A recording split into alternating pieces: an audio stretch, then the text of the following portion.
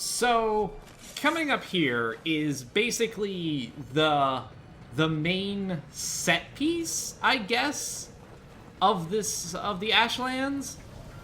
So you might have noticed this the first time around. These big drillers, I guess. So this whole area is basically, there's two of them that are kind of stuck together, and we have to go up and down both of them to stop the drill so that we can go into the hole that it's digging. Vaguely Final Fantasy VIII reminiscent. I don't know. It's definitely a striking set piece, but I feel like it should be reminding me of something, and it isn't. I guess it's just drills in the desert. They're just a thing that we accept. Are we at least gonna blow it up? Nah, it's just here. Oh well. There's something to be said for having a nice, distinctive thing to run and jump around, even if the actual things that you're doing aren't that outwardly astonishing. Sometimes aesthetics are all you need. So, this is where things start getting a little janky. Yeah, what? So, the hitboxes on those, on the arms of this thing are extremely questionable, we're gonna say. They are extremely. I don't know what they are extremely, but whatever it is that they are extremely it. So that's how it's supposed to go. Because like you use the chronosphere, and then while the time's slowed, you can safely cross there. But because of the way like the camera works, you can't see where the arms are when you're making that. Yeah, that's some poor camera work. That's a demerit. I do not respect this. So yeah, that's a little unfortunate. Because we're gonna have to do that like 3 more times. I guess it's at least not an enormous problem, really, like having to retry lots of things, because we've got lots of health, and it doesn't do that much damage. Yeah, it's more obnoxious than anything, because, like, you have just enough time with the chronosphere to get one run at it. So, like, if you get one good successful run, but if you get hit when you're going up to do that, you won't have enough time to make it if you try again. So you have to stop, wait for it to wear off, and then activate the chronosphere again. Ah, it's my favourite kind of game design, the stop-and-go gambit. That's how you know that video games are good, is when they make you think that you can just go for a thing, but actually all you have to do is wait. That's good game design. Wait a minute, no, it's the other thing. Excuse me. Does this game have like a stupid hell difficulty mode where everything kills you in 2 hits that this instantly becomes obnoxious?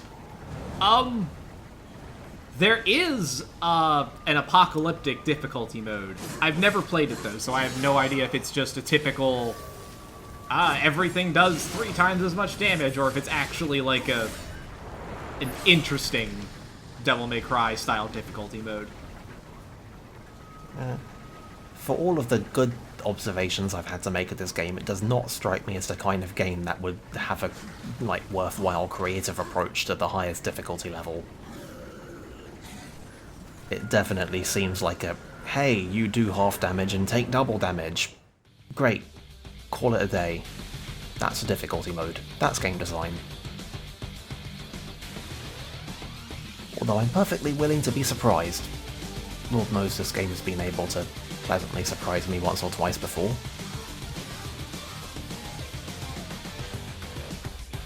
Also, another brief note there is that if you touch the spinning drill bit, you do actually get hurt and knocked back a little bit.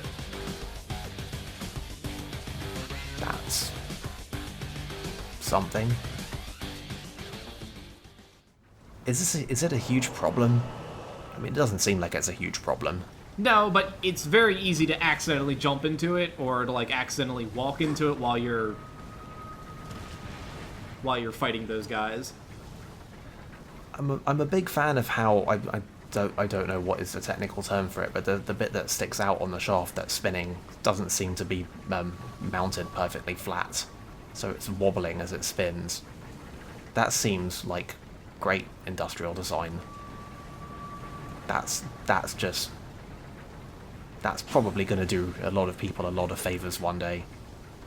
I mean, you know, Demon engineering always was a little questionable. It's probably got magic failsafes on it or something. It's always magic. So, the main challenge here is we have those bombable blocks down at the bottom, and we have this chronosphere. So, the question becomes, how do you get the bomb down there before it goes off? And as you can see, I did an excellent job at this particular puzzle. Oh, I totally believe that we got this first try.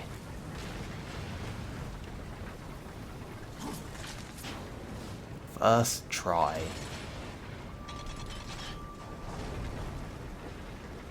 Well, you see the idea of what you're supposed to do, though. Set the bomb on there, send it down, and then it clears out the blocks for you. Yeah. That's a puzzle game mechanism classic. Except also we gotta do it in slow-mo. That's an original twist, right? No, I'm a big fan. I'm a big fan of that of War's throwing arc there. I guess one upside to... I'm sorry, I was going somewhere with this, but then you entertained me too much, and now I've lost it.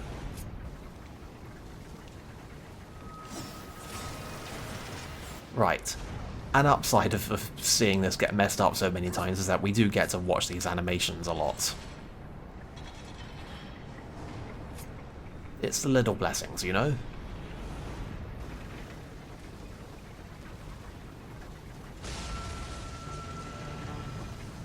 Yeah, that sounded significant. Sure did solve a puzzle.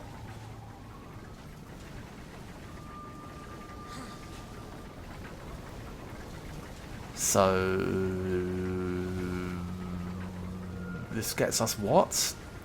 I think I missed that part of the briefing. Well, now that we've cleared those blocks out, we can actually hit the chronosphere from down here, and that's how we get across the spinny bit on the ceiling. Ah. Yeah, I definitely missed that. Maybe I wouldn't have missed it if I was actually playing.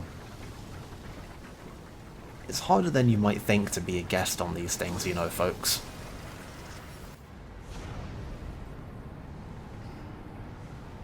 So this is me doing this the completely correct way. Total optimality.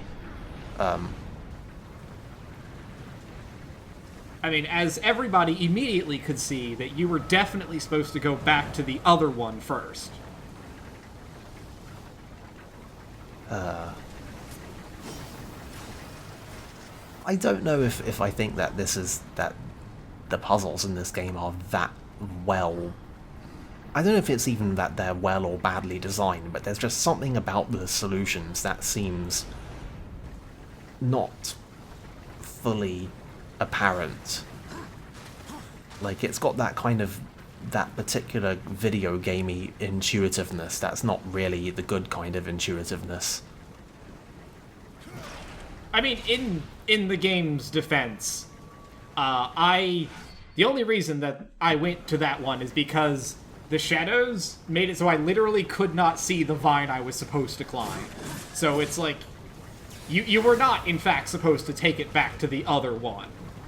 I was just being an idiot there.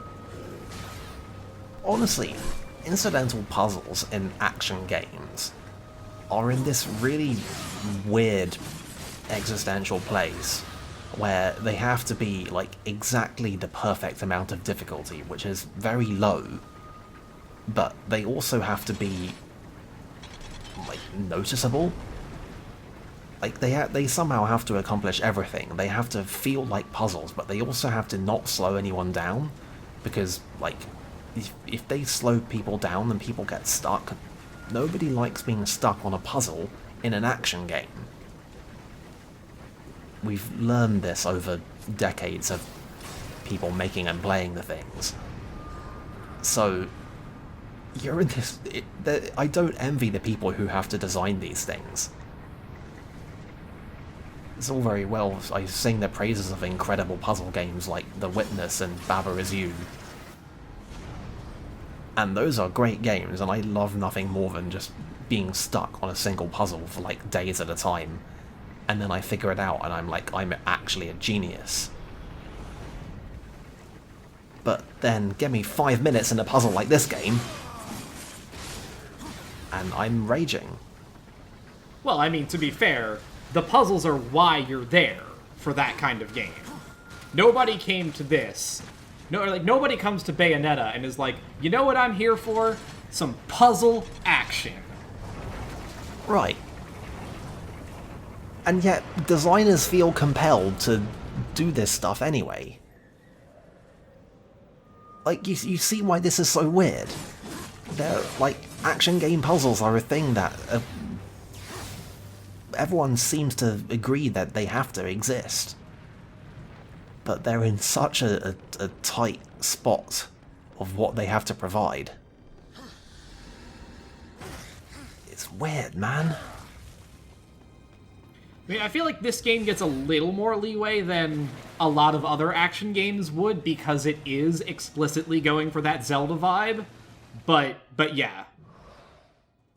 Yeah, Zelda is a game that tries to toe a bit more of a balance, because it's got that sense that you've got all this stuff and that you've got all these things that you can do with all of your stuff, and what can you accomplish with all the things that you can do with all your stuff.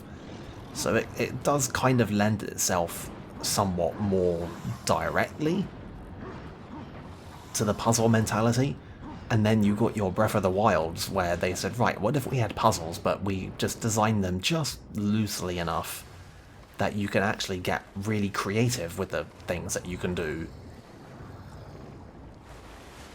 And that was a direction I don't think anyone was expecting this kind of thing to take. And it's because puzzles in action games are really weird.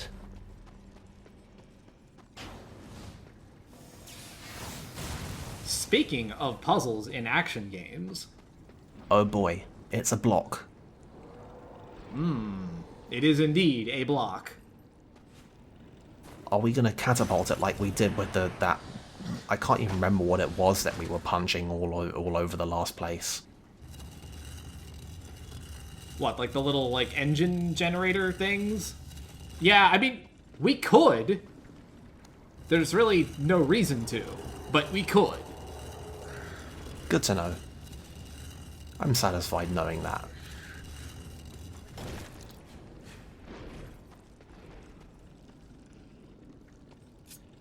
Those things are really quite respectably strong. I gotta hand it to them.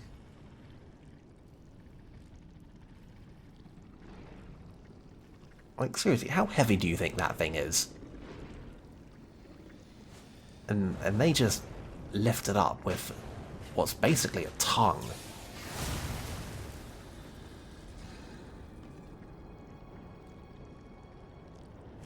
Demon physiology, man.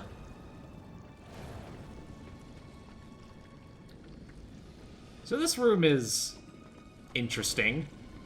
We need some bombs to clear out this stuff at the top here. And we've got a chronosphere and a block. So not a lot of immediate options available here.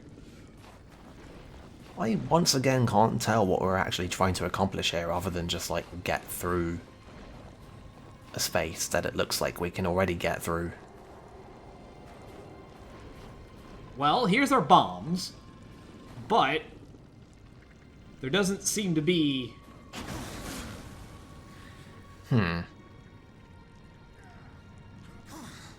See, this is definitely about the point in this kind of video game where you start getting into the mentality of, oh, there's a thing, and there's one thing that I can do with this thing, so obviously we need to do that thing. And it all just kind of unfolds from there. That's definitely a video game puzzle thing. Yeah, it doesn't really follow in any logical way that, yeah, you're supposed to use the chronosphere to get over here. Like, obviously you are, but it's not designed in any way to really lead you to that particular conclusion, other than, well, it's the only thing that I can do, so... Yeah.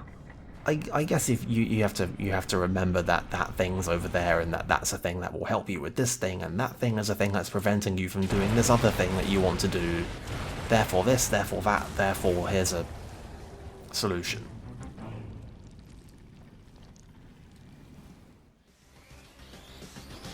All that to break one hole in a wall. Well, really, the hole was already there. We just need to get up to the hole.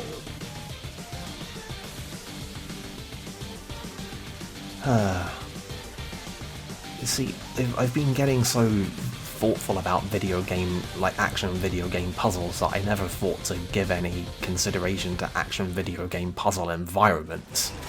Because that's just even weirder, if anything.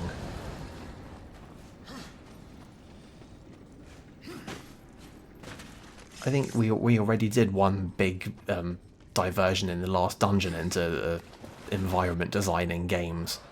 That doesn't make sense.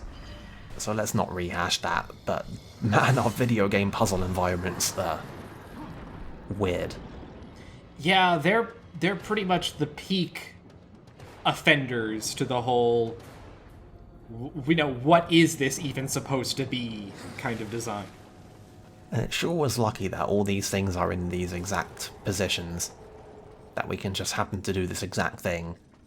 And if this one little thing was in a slightly different place, then all of our big bad's plans would have succeeded, because War wouldn't have been able to do this one bit of his quest. This is why people think that video games aren't supposed to be thought about. There is yet another goodie across the chasm there, but we cannot cross it yet. Do we need an even better jump? Do we get a grappling hook? Don't answer either of those.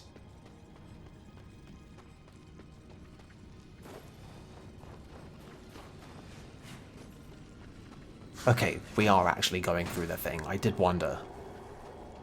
Yeah, no, that's the way forward to progress. We're actually basically done with the Ashlands, or at least the non-dungeon part of the Ashlands, I guess. I mean, calling the Ashlands a proper dungeon is being extremely generous, but we'll see that next video. I mean, we went over the whole dungeon, not dungeon dichotomy before. But it's like, I don't know what else you call it. It's a big thing that you have to get through in order to get to the plots. That's on the other side. And it's full of obstacles, and you gotta solve these little puzzles, and maybe collect a thing. In the meantime, it's like... What do you want me to call it? It's like a dungeon... This part of it is a dungeon light, I guess. It's like the video game vocabulary is falling apart at the seams.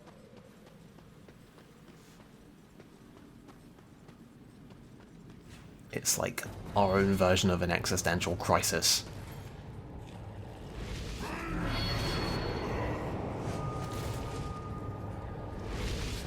Anyway, this is our introduction to Beefy Armor Dude number 4000. He has an axe. He's chatty. That's more than we can say for a lot of them. I mean, he says things, but he doesn't really say very much, does he? It's just like, no, we need there to be dialogue. We got a voice actor budget, and we're not getting anything out of it.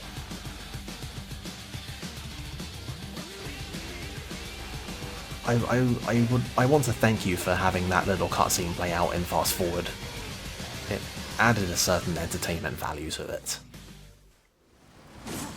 Look, man, they were really serious. They were gonna tear us apart and bathe in our blood. How can you not take a threat like that seriously? Yeah, that didn't really work out for them, did it? Well, that was that guy. Yeah, well, it usually doesn't when you can turn into a giant flaming demon. Yeah, they didn't know that. Or did they? I kind of can't keep track of this anymore. I don't know who knows what about who we are and what we're capable of. I wasn't expecting this game to have this kind of character issue. I'm pretty sure lore-wise, everybody knows who War is, but most people probably don't know that we are powered down from the whole incident, so... Oh yeah, there was the whole conspiracy. Wouldn't be a proper conspiracy if they didn't get lots of people to believe it.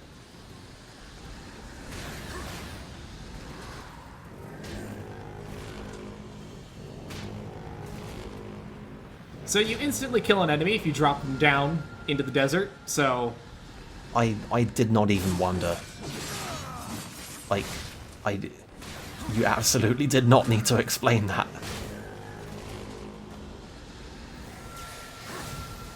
It's also just, like, conceptually hilarious to see this as a fighting style. That's right, toot toot, motherfucker.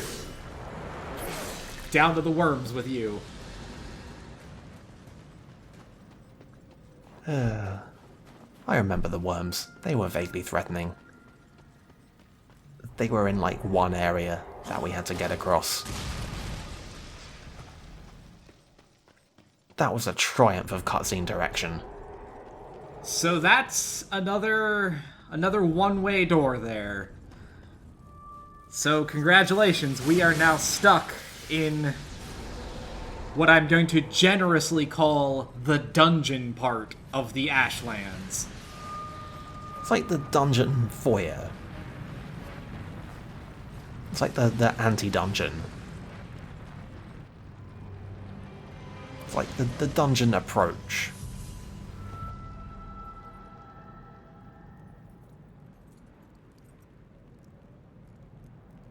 So yeah, this is it. We are officially here now.